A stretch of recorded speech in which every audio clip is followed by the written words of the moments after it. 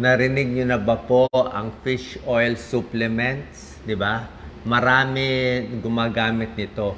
Pagdating po sa mga supplements, dalawang supplement yung pinakamaraming pag-aaral na medical studies, ang fish oil tsaka probiotics.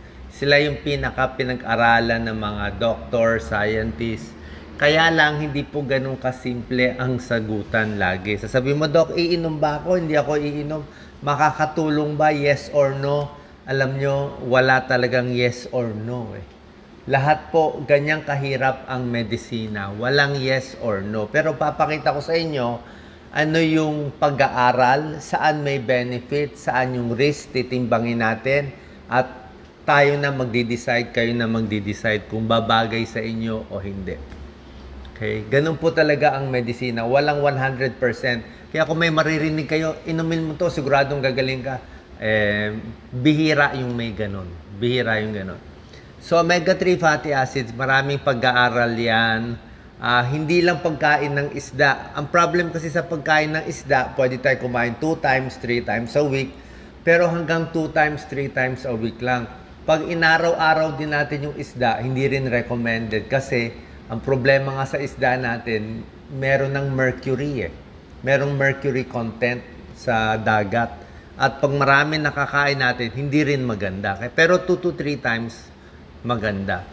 Ang fish oil supplement, wala siyang mercury content. Mainly yung benefit, yung omega-3 fatty acids ang meron dyan. Isa to sa pinaka-proven na supplement. Number 1, maganda siya sa puso pati sa utak. Yung utak natin, ayan ang pinaka-important sa lahat. Nandyan lahat, para huminga, mag-isip, gumalaw. Kailangan for proper brain function yung omega-3 fatty acids. Sa blood pressure, pwede makatulong konti. Sa triglycerides, sa cholesterol, may tulong konti. Sa puso, sa blood pressure, pwede makababa konti. Maganda sa mga muscles sa puso, nakakababa din ng triglyceride. So, ito po, may mga pag-aaral to, proven talaga siya. Pampapayat konti, may tulong, may pag-aaral, pinapakita. Pag umiinom ka ng fish oil supplement, mas madali ka mabusog. 20% more nabubusog ka kaysa sa hindi umiinom ng fish oil supplement. Mas masaya sa mga depressed, pwede rin to ang isda kasi pampahappy, saging pampahappy. Nakita nila yung umiinom ng fish oil supplements, mas yung mga depressed, a little happier. Meron kasi siyang anti-inflammatory component. Iwas sa pamamaga. Pwede rin sa skin, tsaka sa buhok.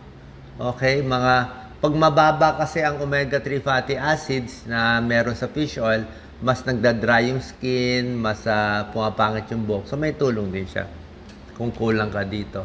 Sa mata, hindi sigurado. Hindi sigurado. Pero may konting pag-aaral na nakakatulong sa age-related macular degeneration. Baka makatulong. Hindi sure. Okay?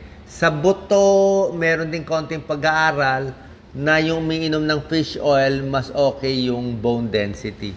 Pero ito, maliliit lang na pag-aaral. So, nakita nyo, pinakita ko muna sa inyo yung mga positive. Kaya lang mamaya, may isang malaking negative eh. Ganyan talaga pag-aaral. Daan-daan yung pag-aaral, titimbangin mo ano ba talaga. Wala talagang 100%, kaya tinuturo ko sa inyo. Pero kaming mga doktor, naniniwala ako, mas maitatama natin. Mas malaking chance tatama ka kaysa maghuhula-hula lang tayo, bibili lang tayo kung ano-ano, mamaya side effect lang tayo. So, itong fish oil, proven siya for high triglyceride. Proven to. Binibigay ito ng cardiologist. Pero ang dose nila ng fish oil mataas eh. Yung pang prescription. Merong fish oil na prescription drug. May fish oil na mabibili mo lang sa mga supplement na tindahan. So, yung binibigay ng mga cardiologist nakareseta. So, high triglyceride, proven to effective. Papakita natin saan effective, saan din di effective. So, pag ito problema nyo sa puso, mataas triglyceride, pwede ka uminom nito. Yung mga na-angioplasty, mga may bara sa puso talaga, ayan, no? Nalalagyan ng stent, yung parang spring na para hindi magsara, yung binuksan nilang ugat sa puso na angioplasty, pwede ang fish oil. Nababawasan yung pagbara ulit. Kita nyo, gaganda ng pag-aaral niya. Yung mga ibang supplement, walang ganitong studies. So, pag ito ang sakit nyo, pwede. Yung mga may cancer na namamayat, sabi nila, pag uminom ng fish oil, mas hindi sila namamayat. May tulong din. Yung mga umiinom ng isang mga anti-rejection, mga na-kidney transplant, nakainom ng cyclosporine, may tulong din, dagdag ang fish oil. Ito yung mga pag-aaral na positive sa kanya. Menstrual cramps, positive din. Yan, no? Vitamin B12, vitamin E, fish oil na katulong sa menstrual cramps. Heart failure, pwede rin. Meron hindi ganun kasigurado, pero pag yung fish oil, may pag-aaral na babawasan yung risk ng heart failure, may tulong konti. Okay, so mostly basta sa puso, may bara, mas panalo kayo dito sa fish oil. Sa rheumatoid arthritis, ginagamit nila anti-inflammatory. Kasi nga, ito isa sa pinaka-studied I'm sure kung may kamag-anak kayo sa abroad, ito papadala sa inyo. Ito kasi may pag-aaral talaga na nakakatulong sa sakit. Hindi katulad ng vitamins. Ang vitamins halos pwede bang katulong, pwede hindi. Hindi ganun ka-proven. Vitamin A, B, C, D. Hindi ganun kasigurado. Wala pa talagang vitamin na napakita na ito, gagaling ka, lalakas ka. Walang ganun Nakikita lang nila, baka may tulong. Pero itong fish oil, may mga pag-aaral talaga. Sa puso, sa pagbabara, sa angioplasty, sa rheumatoid arthritis, nababawasan yung sakit, yung kirot, pero yung pinaka-disease natin, hindi rin gagaling. Ibang gamutan, hanggang symptoms lang siya. Dito naman, tinry nila ang fish oil sa mga sakit na negatibo. Hindi po pwede, hindi effective. Ibig sabihin, pag ito sakit mo, huwag mo gamitin yung fish oil. Parang hindi makakatulong. Kasi maganda nga siya, sinubukan siya sa bacterial infection Doc Lisa, Helicobacter pylori. Wala daw effect. Kailangan mo pa rin yung mga usual antibiotics pamatay ng Helicobacter pylori. Merong isang sakit sa bata, bronchopulmonary dysplasia, newborn, tinry din nila, hindi rin effective, negative result. Multiple sclerosis, isang sakit sa utak na malala, sinubukan nila, negative din. Diba? Ito, sa depression, may tulong yung fish oil. Pero sa bipolar is manic depressive. May depressed, may manic. Kung meron kayong kamag-anak bipolar, minsan hyper, minsan hypo, o walang tulong. At sabi nga nila, nakakalala pa. Kung bipolar, para sa akin, medyo bawal ang fish oil kasi nakakalala nung pagkamanig niya. Pag depressed, pwede. Eczema, medyo may tulong. Okay? Hindi talaga gagaling eczema, pero nung binigay nila sa mga bata na may eczema, parang a little less eczema. Konti lang. Pero hindi talaga makakagaling. Baka dagdag tulong lang.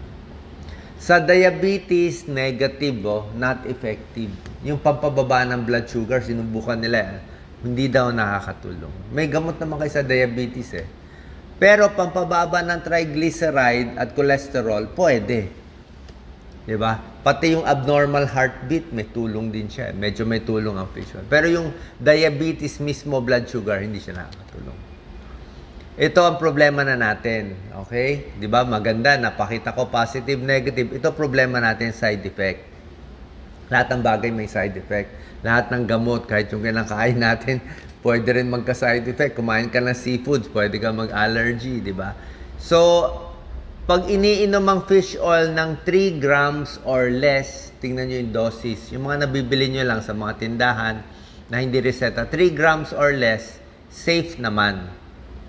Pero yung mas mataas sa 3 grams, o kung payat ka lang, mataas sa 3 grams, pwede ka ma-side effect. Pwede ka magdugo, nakakalabnaw siya ng dugo eh. Kaya maganda sa puso, pinapalabnaw yung dugo eh. Pwede magdugo sa ilong, sa tiyan, pwede sumakit tiyan, pwede magtae. Yon. Para mabawasan ang side effects, sinasabay sa pagkain. Merong ganoon. Sasabihin ng iba, kain na lang tayo isda. Pwede naman kumain ng isda 3 times in a week. Pero pag sinobrahan mo yung isda din, lalo na yung malalaking isda, ayan o, are contaminated with mercury. Yun din ang problema natin. Lalo na yung malalaking isda. Pero yung maliliit, safe naman. Ito ang malaking problema natin. Ito ang malaking problema natin. May pag-aaral, now, ano ba nga, this is 2023, hindi natin alam kung may isang pag-aaral lumabas na yung fish oil nakakataas ng prostate cancer. Isa pa lang naman siya pag-aaral, pero medyo maganda yung pag-aaral niya. Yan ang problema natin. Nakakataas siya ng aggressive prostate cancer by 43%, 71%. So, lalo na sa lalaki, di ba? Paano gagawin natin? May tulong nga sa puso. Pero ito naman kasi, parang hindi pa sure eh. Parang hindi nila maintindihan anong basihan, anong reason bakit siya makakadagdag ng prostate cancer. Ay maganda siya, dapat anti-inflammatory, lahat ng study, either positive or neutral. Pero dito, medyo mapipigilan tayo. Siguro may ginagawa pa silang mga bagong pag-aaral na mas malaki sa prostate cancer. Baka in the future, ito, puro baka in the future lumabas, mali itong unang pag-aaral, yung susunod ng pag-aaral, wala naman palang masama. Possible. Very possible mangyari yun. Pero sa ngayon, dahil may konting risk sa mga lalaki above 50, na takot tayo dito, medyo mag-aalanganin ako. Ipilit sa inyo. So, timbang talaga yan. Kung takot tayo sa prostate cancer, wag na lang uminom. Kaya kung umiinom kayo, takot tayo sa prostate, bawas or iwas. O baka low dose na lang, 'di ba? Depende. Kaya hindi siya basta-basta. Ang maganda nga dito sa fish oil, nakita mo na yung pag-aaral eh. Paano pa yung ibang supplement na walang pag-aaral, hula-hula tayo. Mas delikado yun. At least alam natin to. Pero kung babae ka, pwede. Hindi naman magkaka-prostate cancer ang babae. Okay? Sa buntis, sa breastfeeding, pwede naman. Low dose lang. Normal dose, pwede. Mas takot pa nga tayo sa malalaking isda, mga swordfish, king mackerel, tilefish. Ito yung mga malalaking isda, mga tuna. Hindi rin pwede marami sa buntis. Kasi baka may mercury, high levels of mercury. Limit consumption of fish sa pregnant, breastfeeding, to 3 servings in a week. Tatlong serving, parang isang platito. Okay? Bata, okay naman ang fish oil, pero mas mababa ang dose sa bata. Kung bibigyan. Bipolar disorder, bawal. Okay? Lalong magiging manic. Pag mahina immune system, wag din daw. Yung may cancer na malala, may HIV na mahina na, baka daw humina lalo immune system. Yung may seafood allergy, kung may allergy ka sa seafood, tignan lang, baka mag-allergy ka rin sa fish oil. Pero kung di ka naman nag-allergy, okay lang. Tapos, kung uminom ka ng gamot, kasi nga, kung may gamot ka para sa high blood, may chance makababa din siya ng blood pressure konti. Tingnan mo lang. Baka sumobra baba. Pero tingin ko, hindi naman So, parang aware ka lang. Pag may high blood ka, baka bumaba ang BP mo, which is good, di ba? Tapos, kung meron kang iniinom na pampalabnaw na dugo, aspirin, warfarin, iba pang pampalabnaw ng dugo, tignan mo lang, baka sumobra labnaw din at mag-bleeding ka. Yun din naman, di ba? So, konting timpla lang. Okay? So, patingin tayo sa doktor nyo, pag sa puso, sa cardiologist, kung mabagay itong fish oil supplement. Sana nakatulong po. So, generally, sa babae, kung umiinom kayo, okay lang, tuloy lang. Diba? Wala namang masama. Pero dahil nga dun sa issue ng prostate cancer na hindi pa nare-resolve, hindi na ako ganun ka-aggressive magbigay sa lahat. Lalo na kung lumalaki na prostate mo, may history kayo ng prostate cancer sa pamilya, kung takot tayo doon, habang hindi pa resolved yun, for everyone, baka medyo hesitant ako. Pero kung talagang barado yung puso nyo, gusto ng cardiologist nyo, pampaluwag ng mga ugat na nagbabara, pwede nyo inumin kasi doon siya talaga pinakabagay. Salamat po. Sana nakatulong tong video ko na makalinaw konti sa fish oil supplement. Salamat po.